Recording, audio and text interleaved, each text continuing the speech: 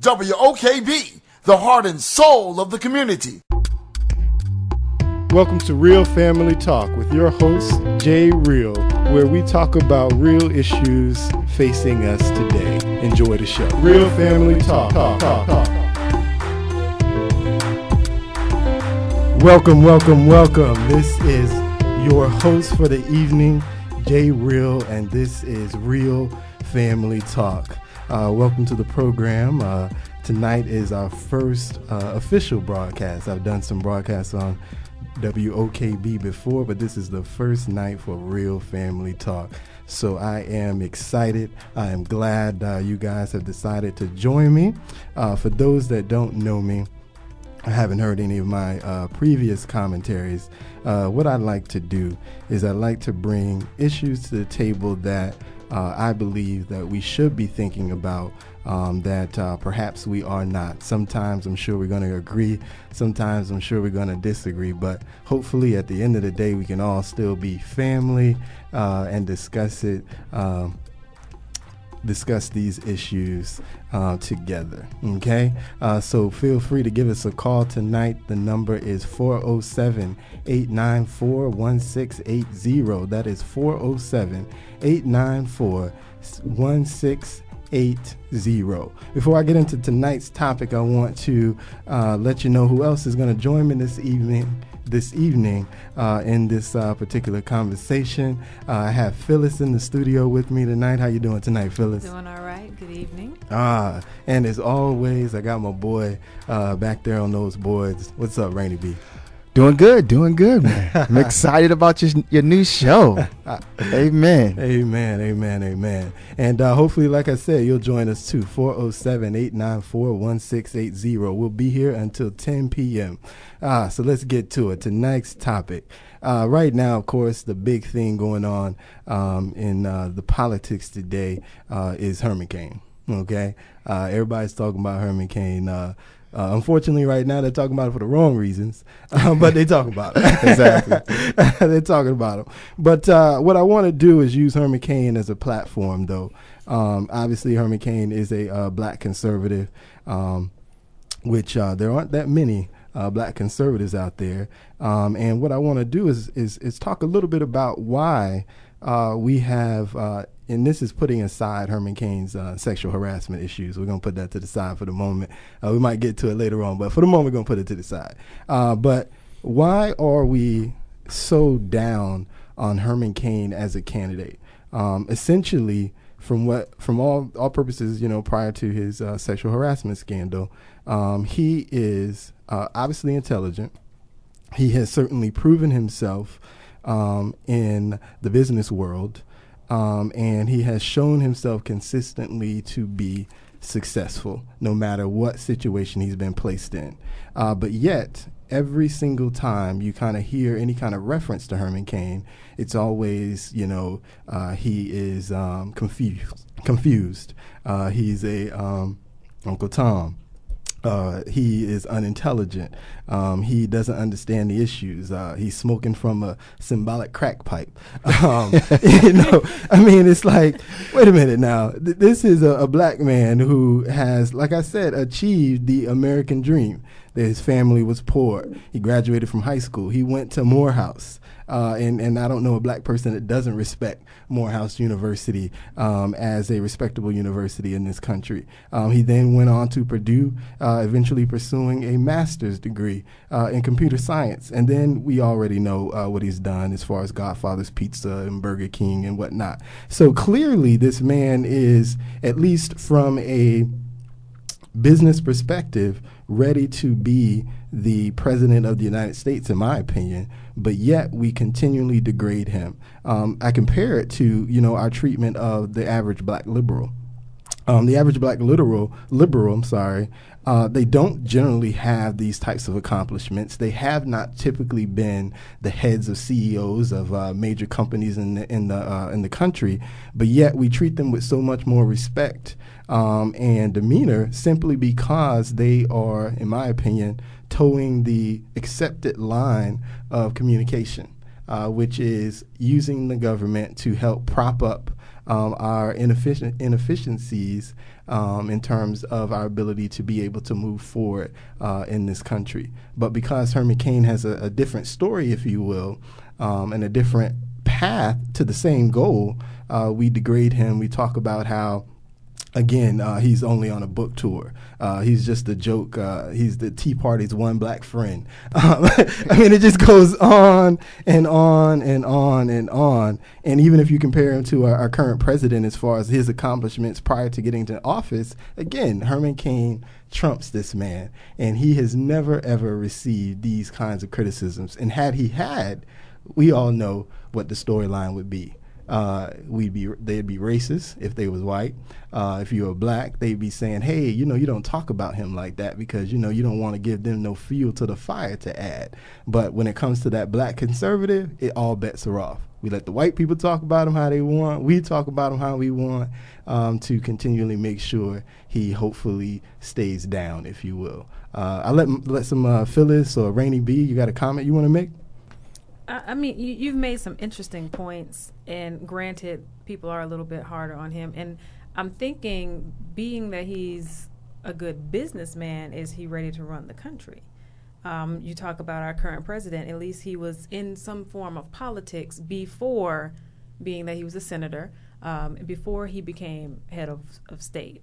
So because he's a businessman, he's going to be ready to run the country? Is that what you're... In my opinion, I think so. And I'll tell you why. Obviously, this country has been run by politicians for years and years and years. And clearly, I don't know very many people who accept that the country is on the right path. That's whether we had Democrats in office, whether we had Republicans in office.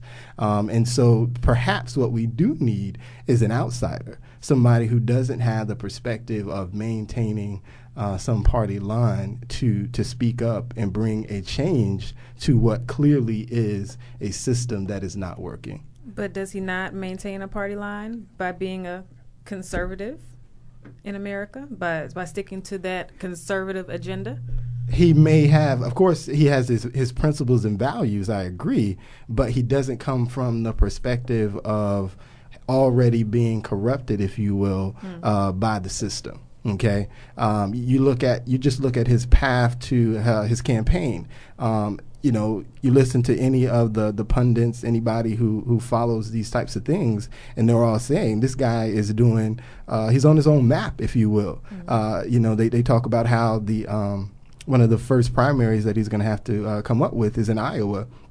And to this day, he spent fewer days in Iowa than any of the candidates have spent. Even New Hampshire is the second one on the list. Fewer days in New Hampshire than any of the candidates. But what he has done is he's been into some of those other states that are coming later, and he's built up a base in those states so far. Again, we're talking about prior to the scandals and stuff. But he's built up a base in those states where he is a respectable candidate. He has those states, if you will, on lock.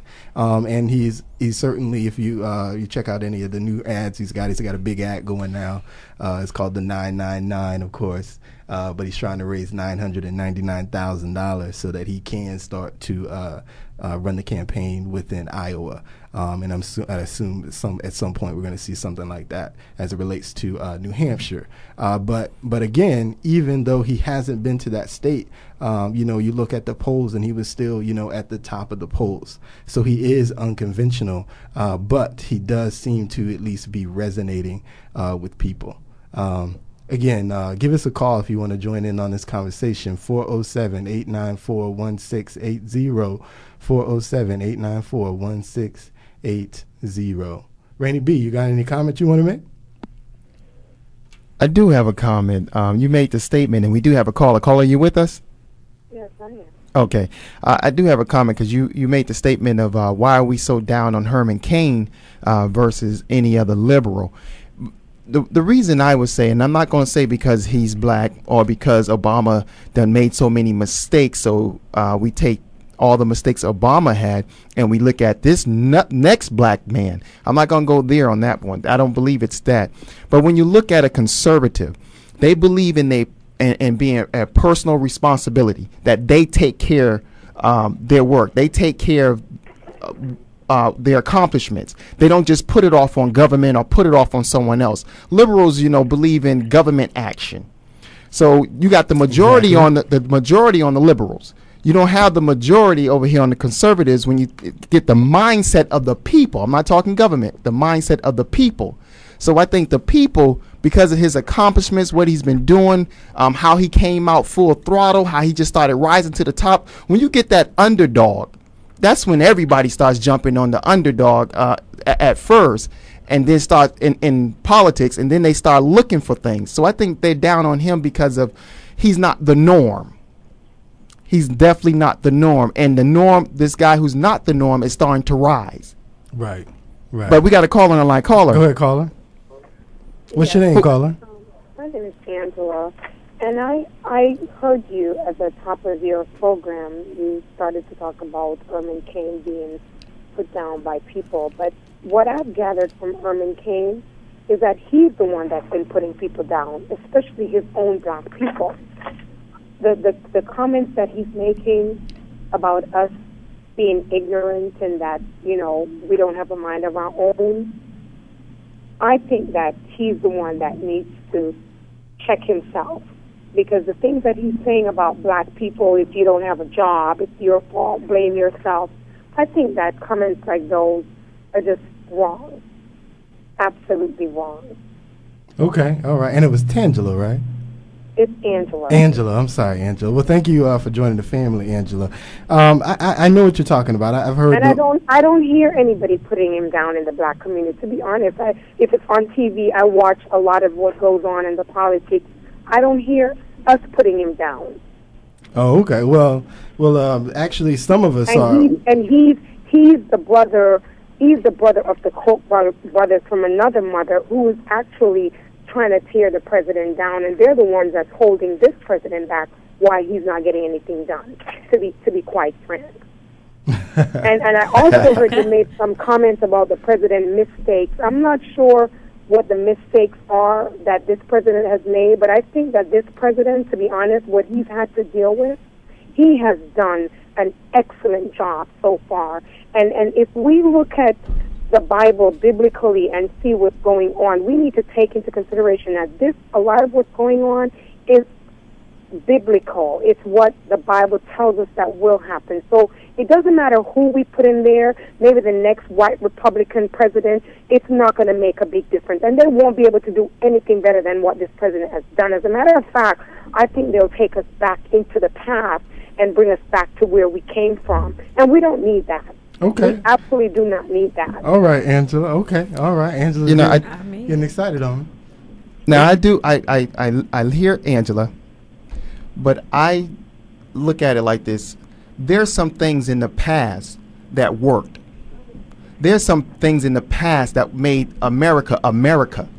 And I think the presidents of today, the last few presidents, has taken us on a different course of failure. And I understand biblical and what's supposed to happen in the future, but there's some things that worked in the past that we can use. Like, I mean, let's take it way back. In the past, we had a great Treasury Department, and then someone decided to put in a Federal Reserve people. And that messed up things. So there's some things in the past we can go back to, and there's some things Herman Cain is saying now that we could go back in the past and grab and work for today. And what are some of those things? Can you give me an example of what he's talking about, going back into the past and doing that's going to make the country better and that's going to bring us, prosperity as we supposedly know it or think that we need to have? Okay. Go ahead, Jay. I just want to say real quick, Angela, thank you for calling in, and we're going to go ahead and let you go, and we will address some of those issues. Let me answer a question before we let her go real quick. There's some things that I would say, like the government, making the government larger. There's some taxes that we definitely can decrease and move. So there are some stuff that Cain and a few other people are saying that we can do, and that's what I mean by that. I'm not saying Obama plans are all wrong. I'm saying there's some things that the presidents did in the last couple of terms that just wasn't right, that put this country on a bad course. Name one of them. This is J Real's show. I gotta let J Real do that. I would love to talk to you, Angela. Okay, you can give me a call. Fine. I can listen. And I'll be here on Thursday. You can give me a call here on Thursday, and we can talk about it. Oh, okay. All right. God bless. Thanks again, Bye-bye. Angela. We appreciate you, We do Angela. appreciate you being so excited about tonight's topic. I do appreciate that. I hope some other people join in with that kind of enthusiasm. But Angela said a lot, and you know, just to address some of those things. Number one, Angela said that, you know, we haven't, meaning black people haven't really been downing on Herman Cain, which is not true. I certainly don't. I have friends that are black, obviously, because I'm black, and I certainly know that they have, in my personal conversations with most people, they're not too hot on Herman Cain, and they kind of think he's a joke.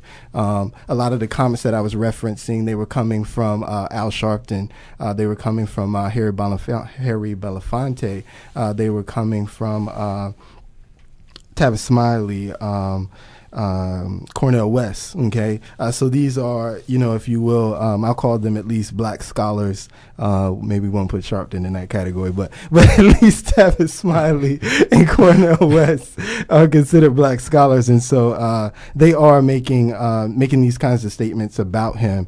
And my thing about that is, and even to address some of what Phyllis said, I think when you talk about running the country, it's not so much about do you know everything politically. I think that's the big problem in government today, is everybody knows everything politically, and everybody's only saying not so much of what the truth. They're saying what's going to be able to get them back into office, and then continue riding their government train, we'll call it. Whereas I feel, at least when you bring an outsider in, he doesn't bring in those old commitments that have been persisting. I mean, Democrats, Republicans, most of these Democrats have been in office for the last 15, 20 years. A lot of the Republicans have been in office for the last 15, 20 years. Yes. For them to sit back on the sidelines right now and go, it's you, or it's him, or it's them, or it's that. No, it's all of you guys. Yes. Because all of you guys have been there. All of you guys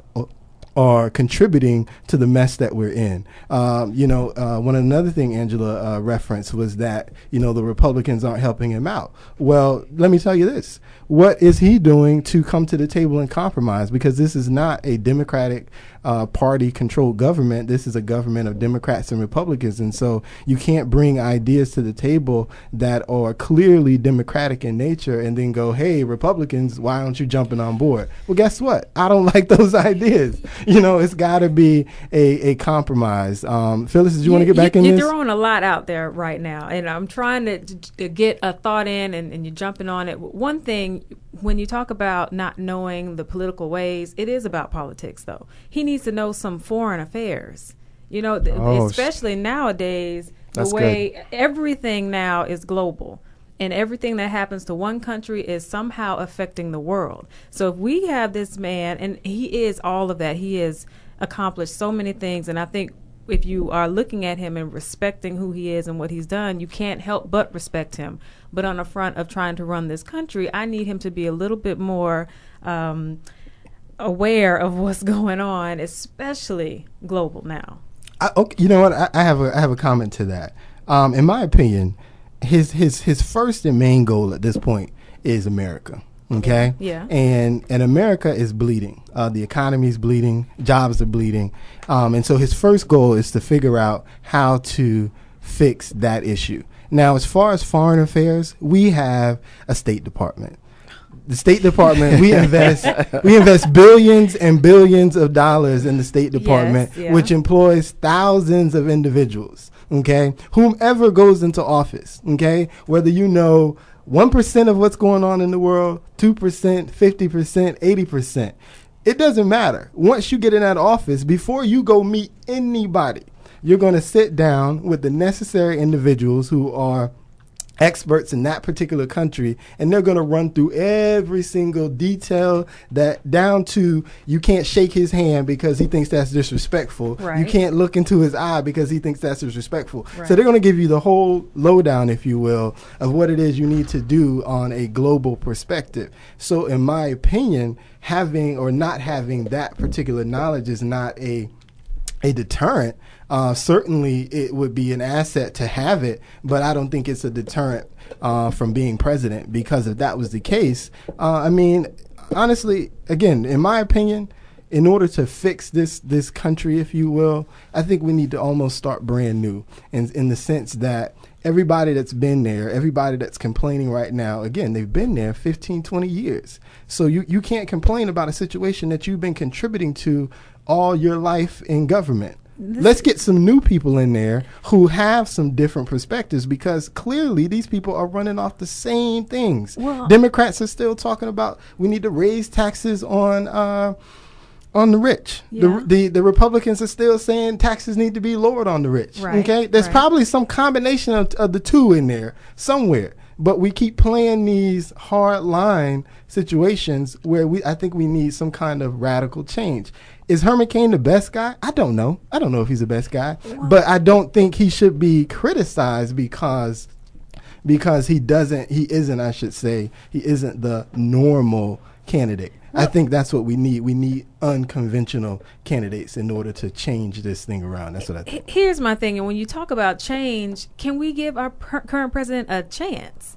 You know, nothing truly can happen in 4 years because you're too busy still trying to figure it out. One, he was thrown into a mess, so he has to figure that out. One, two, trying to find a balance so that he can try to be prepared to run again. Now, the second term, if he is elected again, that's when you will see the real change. That's when you will see the policies and everything pushing through. It's going to be hard.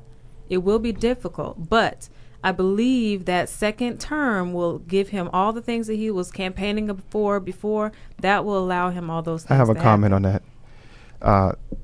That didn't take the case with Bush. He tore not. everything up. It did not. Yeah, That's he had what he made. he had his chances, and it didn't happen It at didn't all. happen. He just made things a lot worse. A lot worse. Oh, So well, I don't that's think Bush. well, we talking politics, so Right. they're going to continue the journey that they're on. I don't think Exactly. any of the presidents, from when I started getting into politics, did a shift after that 4 years, and then jumped into the next term and did a complete shift and said, you know what, that was wrong. Let me do it this way. Right. And a lot of them, if you look, I mean, it's not so much in the second term that they're making drastic change. In the second term, they are making some change and sort of riding it out. Because at that point, again, it's like the same thing with a lot of these politicians. They're there. They're there. And most of them, because of name recognition, because they can raise the most money compared to any other candidate that would even try and step up against them, they're there. They're riding their governmental chairs into the sunset with glee, and then coming up with, when it's time for the campaign speech, they come up with these clever slogans. They come up with the Democratic Party line, the Republican Party line, and then we ride them back into the office. They get there, and then it's back to the same. Well, the Democrats want to let us do this. The Republicans want to let us do that. And it's like, come on. We're not kids. This is not high school. You have $1 trillion government to run. Figure this thing out. And I think that's the good thing about Cain, because he's not the norm. I think he will bring a different mindset, a different point of view. It ain't all political. It's business. And what we need is a serious businessman. I know Donald Trump had his problems. He had his problems, but he was a businessman. And some of the ideas that Cain have, I just think they're good for this country. Is government a business? It is a business. Oh, now it's a business. It is a business. And It now, is if you really business. look at it, remember when I said some of the old things was good? Yeah. Well, now we're not even under I was sharing with Jay Real, we're not even under the Constitution. Our states are incorporated. Each state is incorporated now. So now we are a corporation. We're not even a constitutional unified country. So, yeah, it's business now. It's always business. What are they going around the country doing? They raising money for their business, which is their campaign seat. I should say their congressional seat, and to make sure they have it. And who's supporting them? Business. It's all about business. It's about who raises the most money. You're talking. Speaking of money, and the current president, you look at him right now. He's on pace, it would seem, to raise anywhere from probably $300 to $500 million for his campaign reelection. $300 to $500 million, $500 billion just to get him back into office. Yes. If that's not business, then I don't know what is. Okay, that is business. That is paying for advertisements. That is paying for different campaign things. The phone.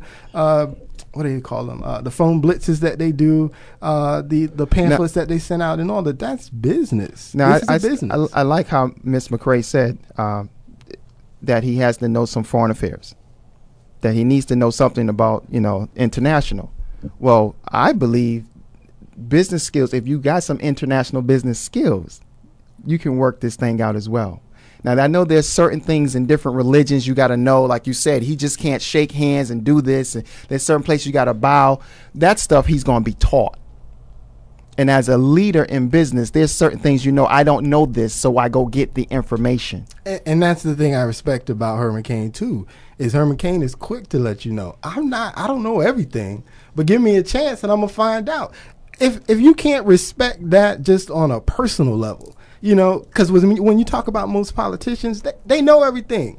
Even or they Barack Obama know everything.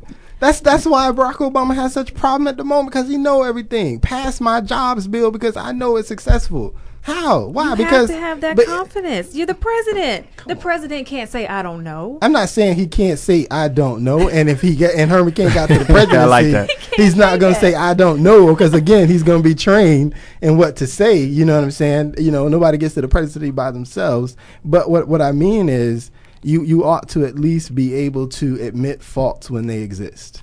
No. And I think that's what and I'm not saying that he hasn't, because I've seen a couple interviews where he said things haven't quite gone the way he want them to, but when you come across, like I said, like especially with this latest jobs bill that he had, when you come across as if to say you got to do this or you just not trying to help the country, yes. I think that's a flaw when again, if you look at what he was proposing, he proposed all those things 3-4 years ago now, about 3 years ago now, when he did his stimulus bill. A lot of the things that in his jobs bill were in his stimulus bill, and we've seen where the stimulus bill got us. So why is the jobs bill any different? Let me ask a question. And I think those are issues that we aren't addressing because we're just so focused on, well, they just don't like them and they don't want to help them. No. Listen to what's going on. Find out what these bills are saying. See how they're just so similar to other things that we've done. And if those things aren't working, why are we continually doing the same things? You know what I real quick, Randy, go ahead. Don't forget, you can give us a call, 407-894-1680, 407-894-1680, if you want to chime in on the conversation. Rainy B is going to talk, and I got Brandon just stepped in the studio. I know he's been dying to say something, but go ahead, Rainy B, and then we'll jump to Brandon. In our government, we all supposed to work together, and a leader is supposed to get us all to come together. Now, you don't hear much about the Democratic Party. You always hear, he said, my jobs bill, my health plan, my this, my that. When are the head leader is going to be able to bring the company, the business, the government together as a leader? And that's, I think, is a huge flaw when you can't get sides together. And I believe Herman Cain will have problems with that same situation. Definitely. Because they already are tearing him apart. So yes, he will. And I think that's a quality we need in a leader, to bring the government together, the people together. I don't even hear the Democratic Party speaking anymore. It's all the president, my. It is. And that's what we need in a leader. It is. And the interesting thing about that is they're either doing one or two things. They're jumping on board with them or they're remaining silent, because even they are scared. They don't know what's going to happen. And they are, again, what are they doing? They're trying to protect their seat, because that's what it's about. It's about that seat. And that's on both sides, though. That's liberal, that's conservative. That's the way of the world right now. True, which is why I love bringing in outside that? People. I think in any business, you're trying to protect your job. So, of course, you're trying to protect your seat. Like, that doesn't make sense. I agree. I hear that point. But my point is, too, though, is that is the problem. What's the solution then? That is the problem. In my opinion, the solution, which we could never do, but I would support as my man. As my man. I'm gonna reference a movie from the '80s with Richard Pryor. Ooh. I can't think of the name of the movie right now. Oh, it's killing me. But as he said in the movie, none of the above. That would be my solution. That would be my solution. That's not an option. None of the above. Now, while that is not an option, but it really comes back to the people. The people have to start to demand more of these politicians, and then not only demand it, but then hold them accountable. And I think that's where we are failing as a country, is most people are sitting back going, well, yeah, it doesn't matter. I'm not going to vote because at the end of the day, they're going to do what they want anyway. Or I'm going to go vote now because, there's a black guy running. Or, you know what I'm saying? But we're not making decisions simply based on what we really should be doing, which is checking for the issues, finding people who are going to bring things to the table to help move the country forward, as opposed to just doing the same old thing. But it all falls back on us as people, as the voting population of this country. And we have been very lazy for a lot of years now. Certainly now it seems like some things are changing. You got the Tea Party on one side of the table. You got this Occupy Wall Street thing going on.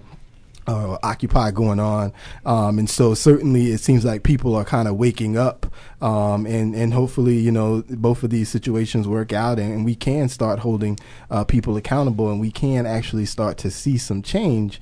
But at the end of the day, it does have to come from the people. People are tired. Like people, that Occupy movement is proving that people are tired of what's going on, and they want to be that voice and make their voice heard.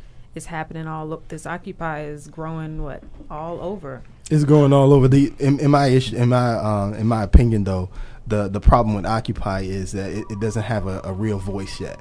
It doesn't have a real voice, and then as you look around, it's starting to get a little too rowdy, even for their interest. And if it doesn't get under control, it's going to get out of hand. Here's my question. You mentioned before you feel like the people are too lazy. Instead of picking candidates that we feel like could fit, or we trying to make them fit, how do we motivate the people to want to get involved and learn the issues? How do you motivate people to do that? That is a very interesting question. How do you motivate people to do that? I think it just comes from education. A lot of it comes from a lot of the people's laziness or uninterest in finding these things out comes from the fact that we are so used to seeing the same old thing, and that's from both parties, and I think we've just kind of gotten lazy, not lazy, but but the word escapes me at the moment. But we've gotten comfortable, not comfortable. It's kind of that disbelief that whatever you do isn't gonna. Cynical, yes, thank you. Yeah. That disbelief that whatever you're doing is not going to help the situation.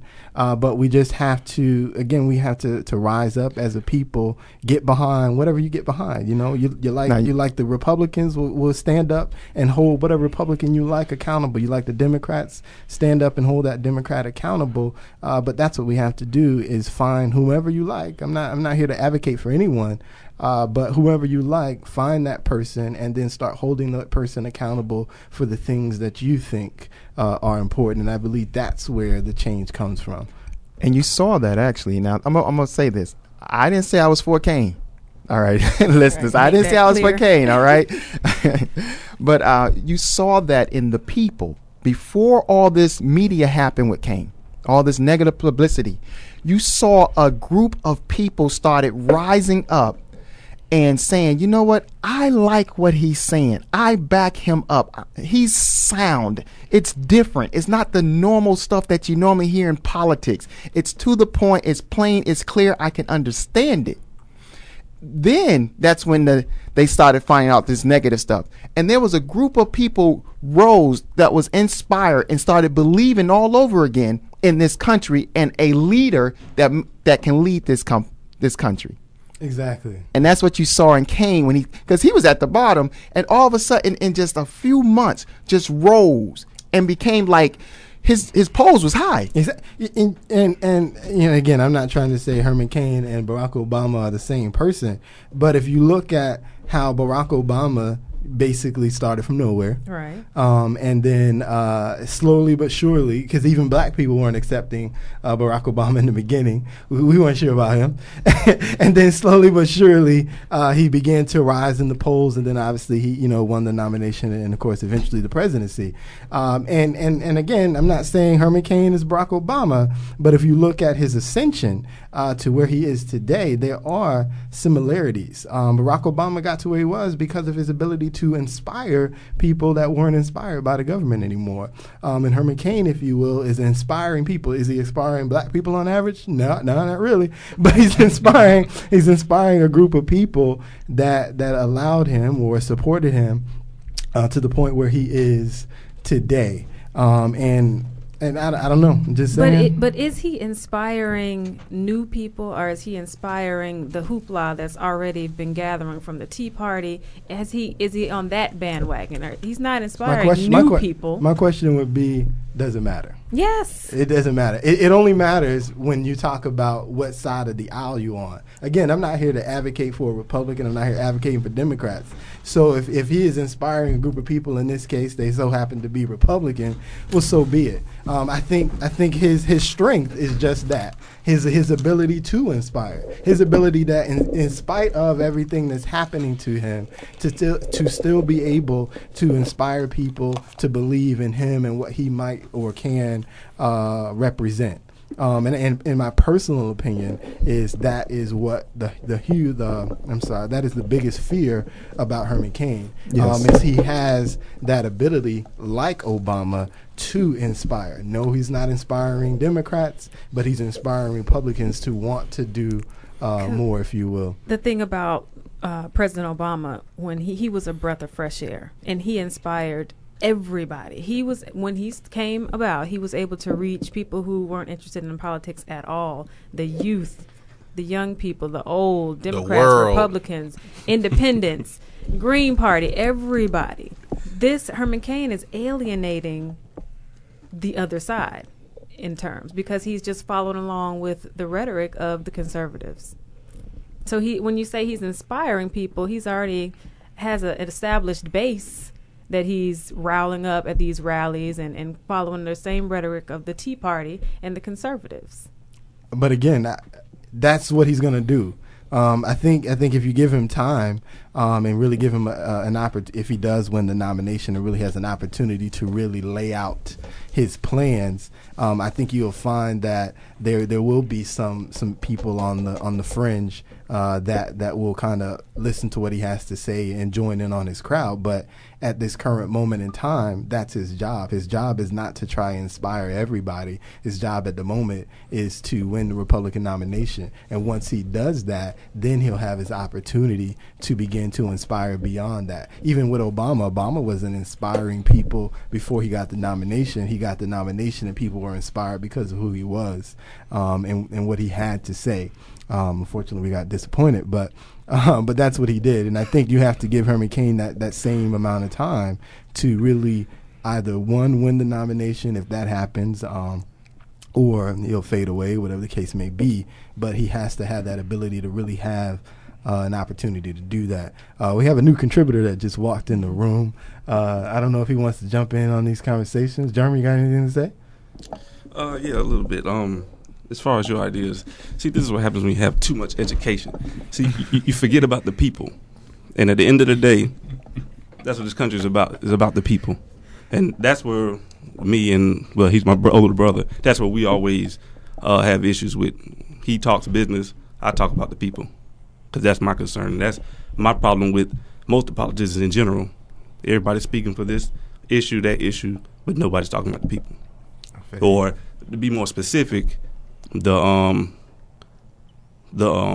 low-income people, the poor people, the have-nots, if you will. Mm-hmm. Well, I disagree. I'm not thinking about the have-nots.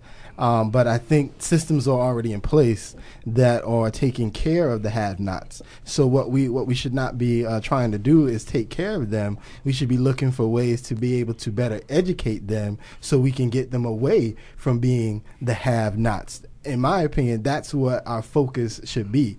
It shouldn't be about finding ways to make sure that they're taken care of. That's done. The Medicaid is in place.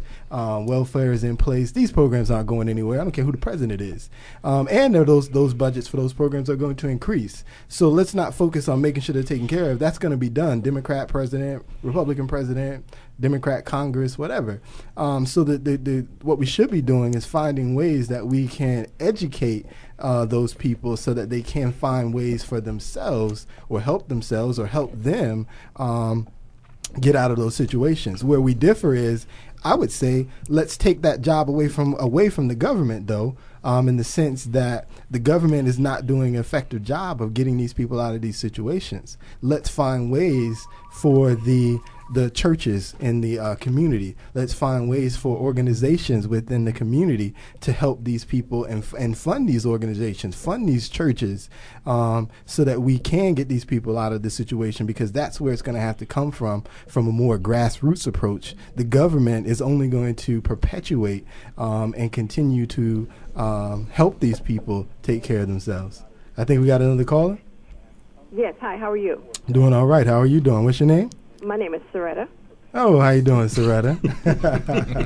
What would you like to say, Soretta? Hello? Soretta, are you still there? I think Soretta went under a bridge. she drove under a bridge. We have lost signal. Oh, we lost Soretta? Soretta.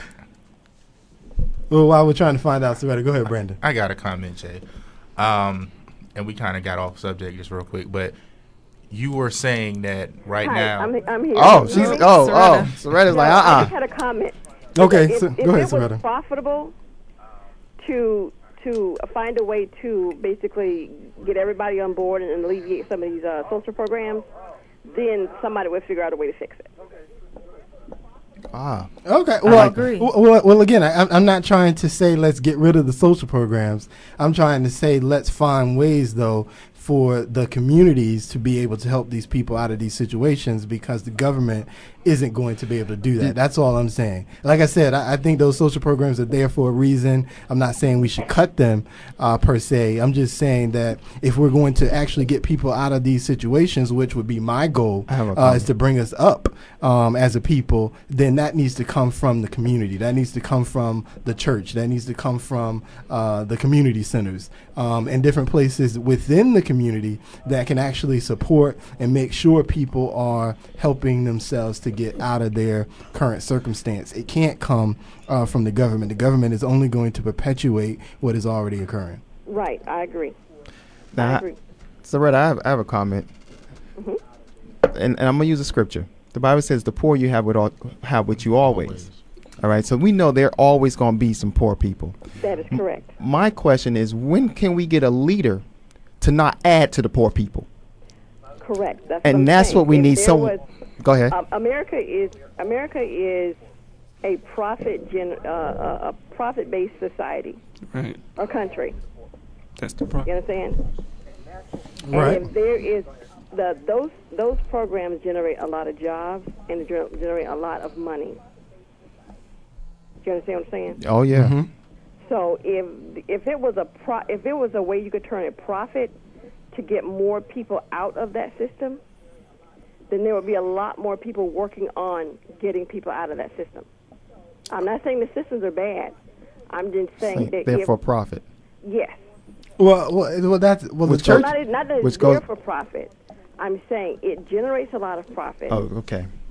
You know, and if there was a way to make a profit to get people out of that system, leave the system there, but try to get more people out of it, then I think you'd have more people who are, basically jumping on it with, both feet and both hands. Amen. Well, but I said that would, in my opinion, that's the corruption of it. I don't think that's why I say the churches. That's why I say the community centers, because these are places that are not. Well, let's say this: they're not supposed to be about profit. Okay, they're supposed to be about doing what's right within the community, and that's why I say it's those kinds of organization and places that are going to help those that are willing, because we have to remember there's some people in the poor that are just happy collecting their $400 a month. And as far as they're concerned, don't mess with my check and we'll be okay. Right. And that's all they want, and that's all they care about. So there's some of those people that you really aren't going to be able to help. But for those that are willing, I think it does need to come from the community. And the government is not going to do that job. If they were, they would have been done that job. And obviously they're not looking to do it. So it has to come from the community. And I think as a community, those are kinds of things, the different programs, whether it comes from companies that are setting up grants or donating or whatever the case may be, or individuals for that matter, donating their time. That's what needs to happen so that we can rise above our situations that we are in. But she made a great point. She said, there's a lot of profit that comes from them, right, from these organizations. So that weighs on the government, which weighs back on the people, which you're saying it should come from the community. You can't get it from the community because now all of that's being taken because of those programs. That's right. The money's being taken from those programs because it's weighing on the government to help the people. Just look at the number of the stores who are now taking EBT cards. Ooh, You got goodness. the gas stations taking EBT cards. Yeah. You've got Everybody. Everybody's taking an EBT card. That's true. That's true. That's true. It's like they're Because getting the rid money of is out there Yeah, to be made. everybody's They're getting trying to rid- get in on that government money. They're getting rid of Right. debit cards and going with EBT cards. Right. Again, but that's why it comes from us. We're the only ones that are going to change that.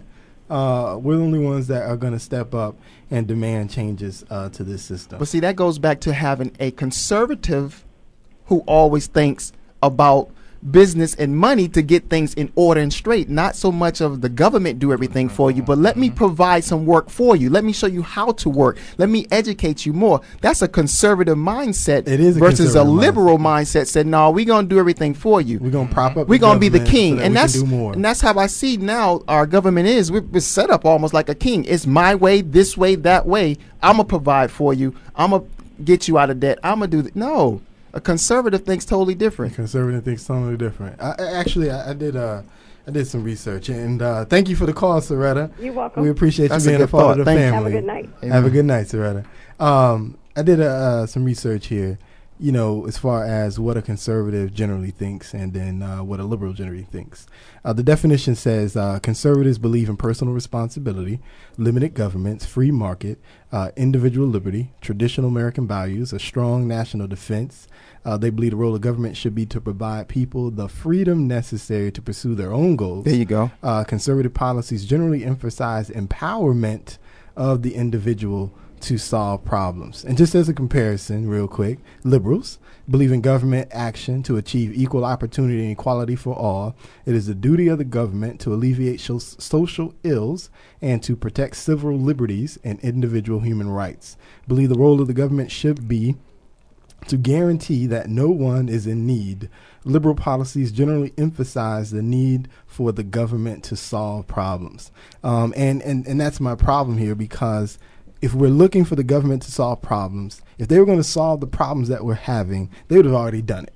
Okay, we're I think about almost $15 trillion in debt now.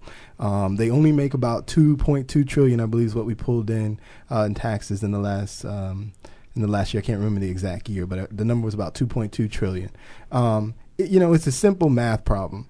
In our own families, we already know you cannot spend more than you make, okay, and be successful. We know this in our own families. As a matter of fact, as individuals, we make sure, those of us that are very on top of our finances, we make sure that we accomplish that goal, okay? We can't expect the government to somehow run and throw that same idea that we preach as individuals but expect the government to throw that idea to the curb and somehow be able to run consistently for the next however many years we're here, and it needs to run. We can't do that. At some point, we have to check the system. But going back to your definition of the conservatives and liberals, the problem is, my belief, the reason government is needed because you can't trust people. You can't trust people. They say some guy's gonna say, "Yeah, I'm gonna fix this problem, and I got the way to do it." But when he does it, of course he's most likely gonna do it to make money. And if he's doing it to make money, he's gonna cut corners. So to cut corners to do that, however many people are gonna be affected by that. So you can't trust the people. So I'm not saying you can necessarily trust the government, but that's why we as people need to elect the right people in place we feel we can trust to fix the problem. I feel you on that. The government's job is to regulate. There you go. But that's liberal. It is. That's liberal. And when I mean regulate, meaning the people, like his idea was saying that the person will think of themselves first and not everybody else, where then have that same mindset, but then the government will take that and say, okay, well, these are the parameters that you can do that to make sure that everyone has a fair share. So I think when you say liberal, they're not just trying to give away all the money. They're being liberal so that it's an even playing field where everybody can have a chance to then reach that American goal per se. Here's my question. Who are the government? Ain't the government people? Don't they got minds like everybody else? Can't they be corrupted? Like it's not like the government's a machine. They are. They are, and they can. They're actual that's people. Why I say we have to. So try to get it the doesn't right matter people in what there. side you pick. It's going to be a person that decides what they're going to do right or wrong. I'd rather have the power in my hands rather than give it over to a system and believe in them and just be like a new age slave in a way. Like, we're just going to give you all the power. I'm going to believe in you. I hope you do it. If you don't do it, oh well. I ain't got nothing else to fall on. That's kind of being. That's feeling like you're entitled. That's kind of being lazy in a way. That's I feel like you a man, you a person, you a woman. You should stand up and try to get your own. That's where I agree with that, the accountability comes from. I agree with that, but see, at the end of the day, you're always gonna be somebody's slave, because in order for you to do anything, I don't care whether you're selling burgers, construction, whatever. Somebody sitting top somewhere say, "Yeah, you can do it," and that's what you got to answer to. But can I make a comment? Go ahead, man. When you look at, and let's go back to Kane, and we talking liberal and conservatives. That's our topic. When you look at the government who regulates everything, when you got someone who runs their own business, like I run my own business, my goal is to make sure you're well taken care of. If I make sure you're okay, if you got enough, I'm giving you enough money, I'm giving you enough time off, I'm giving you enough vacation, I'm giving you what you need, then I'll be taken care of because I'm taking care of you. Most conservatives or most CEOs with integrity will not think to themselves first. They will think to their workers to make sure their workers are happy and healthy, because then the company only grows. And that's conservative thinking. Now, our liberals, we look at it like this. I'm going to regulate this. So I'm going to tell you how much taxes I'm going to put on you. I'm going to tell you how much goods you can have. I'm going to tell you, no, you confined me so I can't take care of my people and myself. Exactly. And going back to like you said, our original topic, which was brought to us, based on this idea of what Herman Cain represents. Going back to his core idea, 999. His core idea is to basically, hopefully, lower taxes to the point where individuals as well as corporations are paying lower taxes. Okay, overall. Okay, yes, some people's taxes would be raised by the program, but we're not going to go there. But that's his overall plan. Okay, and so by putting money back into people's pockets, long term, is every company out there going to go out and hire new individuals because taxes would be lowered in theory? No. Some companies are going to keep money. But there are going to be some companies that go out there and do exactly what we're talking about here. Go out, build companies, take care of their people. Because at the end of the day, we already know any company that takes care of their people works, strives and succeeds better. Okay? Some of the best companies in the world are that because they take care of their people. If people take care of feel appreciated, they will ultimately work harder, which will ultimately lead to more success for your company. And then at the end of the day, what this is about is helping to raise the overall incomes of everyone, and lowering taxes for the companies that are willing to do the right thing will do that. Well, I don't necessarily agree that companies are going to take care of their people per se. You have to realize a lot of these companies, they rule with fear. You know, you can't do it, I guess somebody else can. We're not saying everybody will, but if I'm saying most are going to rule with fear. I'm saying when you lower taxes, it gives other people an opportunity to step up and do the right thing. So yeah, maybe all of the companies that exist right now, maybe they won't do the right thing. But now because taxes are lowered, when you start your company, guess what you do? You do the right thing. And then the next guy next to you, when he starts his company, you know what? He does the right thing. And now maybe 20 years from now, guess what? Now instead of 10% of the people doing the right thing, now maybe there's 20. Now maybe there's 30. It's not about everybody doing the right thing immediately. No, it's about, again, we're talking about personal responsibility. So when you build your company, you make sure you do the right thing, and then as you branch out and help others, make sure they do the right thing, and then now we have a movement of people doing the right thing. Okay, I'm going to kind of start wrapping it up here. I see we're about 9:57. We got to end here at 10 o'clock. Real quick, I'll give anybody else an opportunity, maybe about 30 seconds if you want to close this out here. Jeremy, do you have anything? No, just all I say is don't forget about the people. That's all my thing is. I like Brandon? that. We done passed the point I had. I wanted to tell you how Miss McCrae was bringing up the point about Barack Obama being inspiring to all types of people.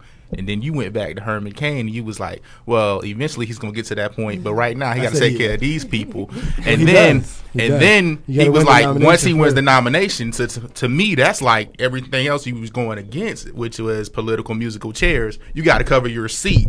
So once you cover your seat, then you can go ahead and move up. So basically he's turning into a politician. That's all I'm saying. Go ahead. Well said. Well said. Well said.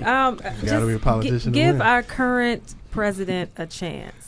He didn't have 4 years. I'm sorry. I love him. That's not enough. That's not enough. That's not enough. You got 4 years. Like, your contract is up. Look at Clinton. Look at Bush. That's okay. Things have to happen. So 4 years is not We enough. knew the first 4 years Bush messed up. We should have kicked him out of there, but we came should FOMO. have been out. Well, that's okay. That's okay. That's my thing. Just let's give him support now. Rainy B?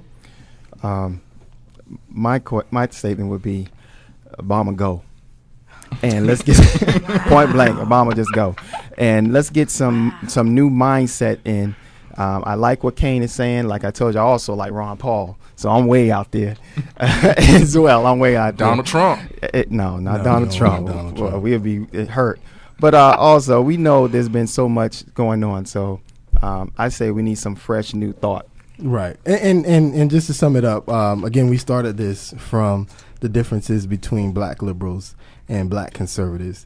And to just kind of wrap this up, only thing I would say is, in my opinion, we need to respect the opinions of everyone. Is Barack Obama always right? No. Is Herman Cain, who's the most popular black conservative at the moment, is he right on every issue? No.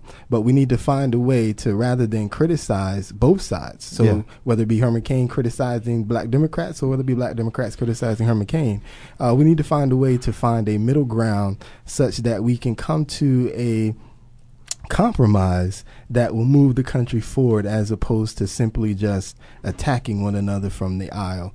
And as Herman Cain says, I don't want to use his words, but he said we need to get off the Democratic plantation. But I disagree. I don't think we're on a Democratic plantation, but I do think we need to expand our minds beyond where we are. I thank you guys for listening tonight to Real Family Talk. I hope you enjoyed our conversation. We'll be back here next week, 9 p.m. You can follow us on Twitter at Real Family Talk. You can also find us on Facebook, same thing, Real Family Talk. I appreciate it. I've been your host, Jay Real. Thank everybody for joining me, and hopefully, family, we'll see you next week. Where we talk about real issues facing us today. Enjoy the show. Real Family Talk.